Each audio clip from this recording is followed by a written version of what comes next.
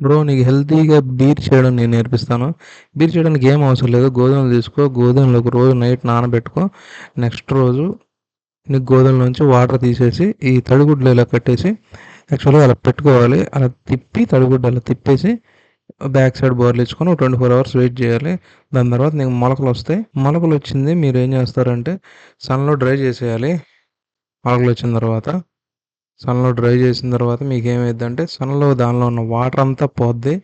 ఆ మొలకలు వచ్చిన దాన్ని మీరు కొద్దిగా దంచి ఇదిగోండి చూసారుగా అలా ఎండలో డ్రై చేసుకోవాలి. మొలకలు వచ్చిన దాన్ని మీరు కొద్దిగా దంచి ఇది తగ తగ తగ దంచి మీరు ఏం చేయాలంటే పెనం మీద వేపుకోవాలి. వేపుకున్న తర్వాత దానిలో వాటర్ అనేది అంతా పోయిద్ది కదా. పోయిన తర్వాత ఇది ఇలా తపాలో నీళ్ళు వేసుకొని అంటే ఒక కేజీ గోధుమలకి 2.5 లీటర్ వాటర్ పడిద్ది. అంటే ఒక 3 కానీ 4 కానీ వేసుకోండి. 3.5 వేసుకోండి. ఒక అర లీటర్ అలాగో మరిగినప్పుడు దొబ్బిద్ది కదా. క్లాత్ పెట్టుకోవడం బెటరు. ఇంకా కాదనుకుంటే డైరెక్ట్గా వేసుకోండి. ఇది ఏమైందంటే గోధుమలు అనేవి ఉబ్బుతాయి. అదిగోండి వేస్తున్నాం కదా. దానిలో ఉబ్బుతాయి. ఉబ్బడం వల్ల ఏంటంటే వాటర్ అనేది మొత్తం అదే లాగేసుకునిద్ది. పిండి పిండి పిండి పిండి మీరు ఏం చేయలేరు దాన్ని. ఇంకో బౌల్లో షుగర్ అనేది కరగబెట్టుకోండి ఎట్టాగా. అదే కరిగిపోద్దులే. అంటే ఇది ఎక్స్ట్రా వాటర్. అంటే మనం చేసేదానికి ఈస్ట్ వల్ల ఎక్కువ షుగర్ వేయడం వల్ల ఎంత షుగర్ వేస్తే అంతకు ఎక్కువ వస్తుంది.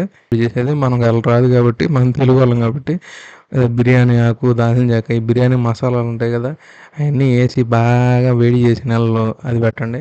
ఇప్పుడు తీసిన అలా మరిగిన నీళ్ళు వడగట్టుకున్నారు కదా బీర్ది అది తీసుకొని ఈ రెండు కలిపి ఈస్ట్ని యాడ్ చేసి ఒక క్లోజ్డ్ దానిలో పెట్టాలి. మీరు బాగా కలిపేసి క్లోజ్డ్ దానిలో పెట్టేసేయాలి. ఈ షుగర్ని డైరెక్ట్గా కూడా పోసేయచ్చు మీరు అలా కాకుండా కరగబెట్టి కాకుండా.